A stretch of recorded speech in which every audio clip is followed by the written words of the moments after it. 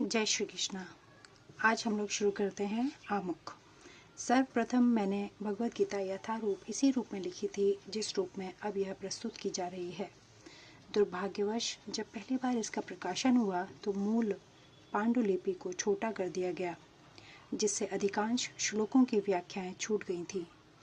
मेरी अन्य सारी कृतियों में पहले मूल श्लोक दिए गए हैं, फिर उनका अंग्रेजी में लिप्यंतरण, तब संस्कृत शब्दों का अंग्रेजी में अर्थ, फिर अनुवाद और अंत में तात्पर्य रहता है।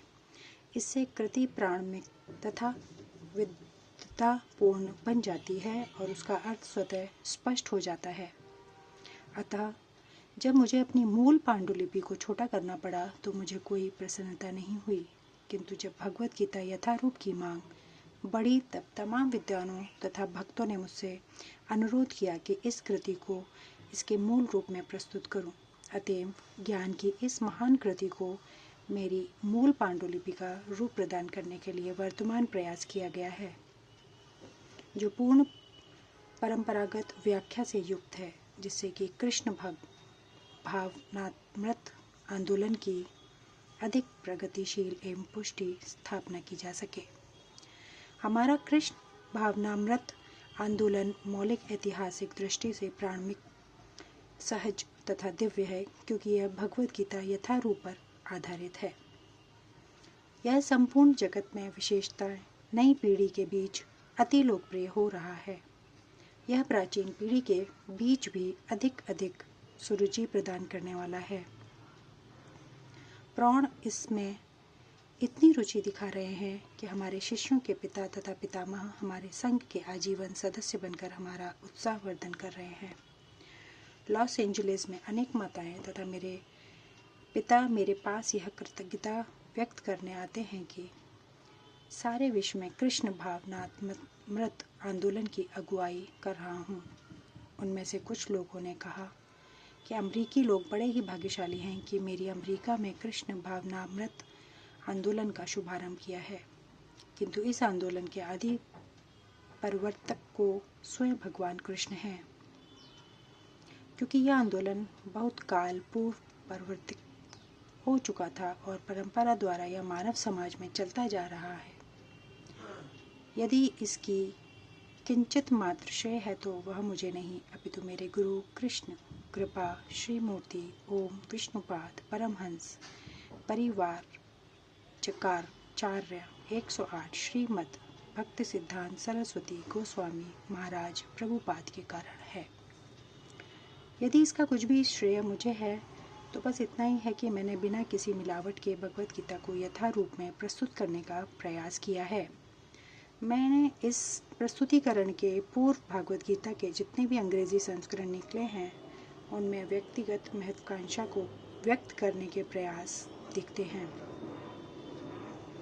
किंतु भगवत गीता यथारूप प्रस्तुत करते हुए हमारा प्रयास भगवान कृष्ण के संदेश मिशन को प्रस्तुत करना है। हमारा कार्य तो कृष्ण की इच्छा को प्रस्तुत करना है, न कि किसी राजनीतिक, दार्शनिक या वैज्ञानिक की संसारी इच्छा को, क्योंकि इनमें चाहे कितना भी ज्ञान क्यों न हो, कृष्ण विषयक ज्ञान रंच मात्र भी नहीं पाया जाता। जब कृष्ण कहते हैं मन मना भव भद्वतो मधाजी मां नमस्कुरु, तो हम तथाकथित पंडितों की तरह यह नहीं करते कि कृष्ण तथा अपनी उनकी अंतरात्मा पृथक पृथक है। कृष्ण परब्रह्म है और कृष्ण के नाम, उनके रूप, उनके गुणों, उनकी लीलाओं आदि में अंतर नहीं है। जो व्यक्ति परंपरागत कृष्ण भक्त नहीं है उसके लिए कृष्ण के सर्वोच्च ज्ञान को समझ पाना कठिन है। सामान्यतः तथाकथित विद्वान, राजनीतिक, दार्शनिक तथा स्वामी कृष्ण के सम्यक ज्ञान के बिना भगवत गीता पर भाष्य लिखते समय या तो कृष्ण को उसमें से निकाल फेंकना चाहते हैं या उनको मार डालना चाहते हैं। भगवत गीता का ऐसा अप्रामाणिक भाष्य मायावादी भाष्य कहलाता है और श्री चैतन्य महाप्रभु हमें ऐसे अप्रामाणिक लोगों से सावधान कर गए हैं। वे कहते हैं जो भी व्यक्ति भगवत गीता को मायावादी दृष्टि से समझने का प्रयास करता है वह बहुत बड़ी भूल करेगा। ऐसी भूल का दुष्परिणाम यह होगा कि भगवत गीता के भ्रमित जिज्ञासु आध्यात्मिक मार्गदर्शन के मार्ग से में मोहग्रस्त हो जाएंगे और वे भगवत धाम वापस नहीं जा सकेंगे।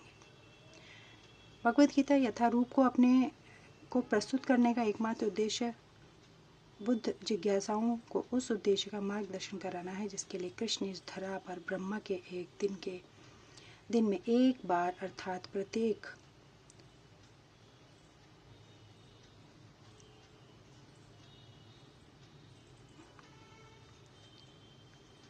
86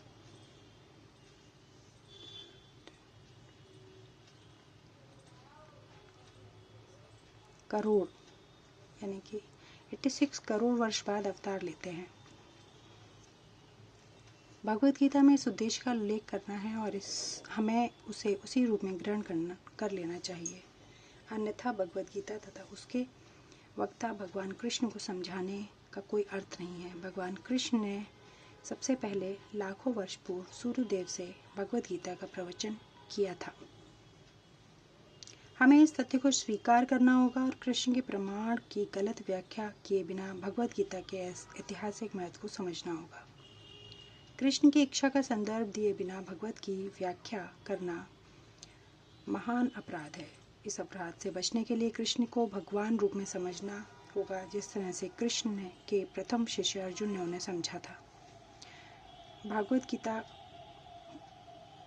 का ऐसा ज्ञान वास्तव में लाभप्रद है और जीवन उद्देश्य को पूरा करने में मानव समाज के कल्याण और हेतु प्रमाणित भी होगा।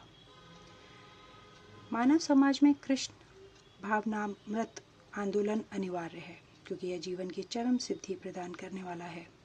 ऐसा क्यों है? इसकी पूरी व्याख्या भगवद गीता में दी हुई है।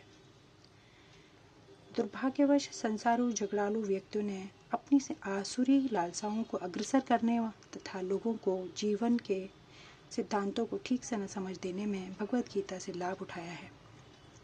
प्रत्येक व्यक्ति को जानना चाहिए कि ईश्वर या कृष्ण कितने महान हैं और जीवन की वास्तविक स्थितियां क्या हैं।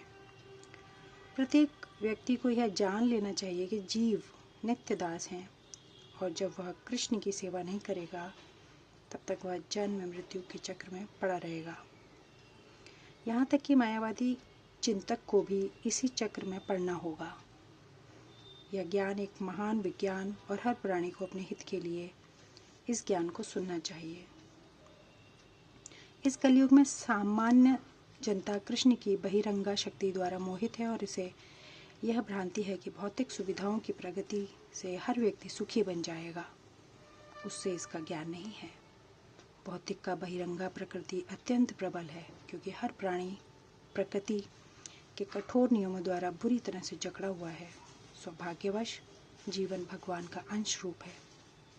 अतएव अपना सहज कार्य हे भगवान की सेवा करना। मोहवश मनुष्य विभिन्न प्रकारों से अपनी इंद्रिय तृप्ति करके सुखी बनना चाहता है, किंतु इससे वह कभी भी सुखी नहीं हो सकता। अपनी भौतिक इंद्रियों को तुष्ट करने के बजाय उसे भगवान की इंद्रियों को तुष्ट करने का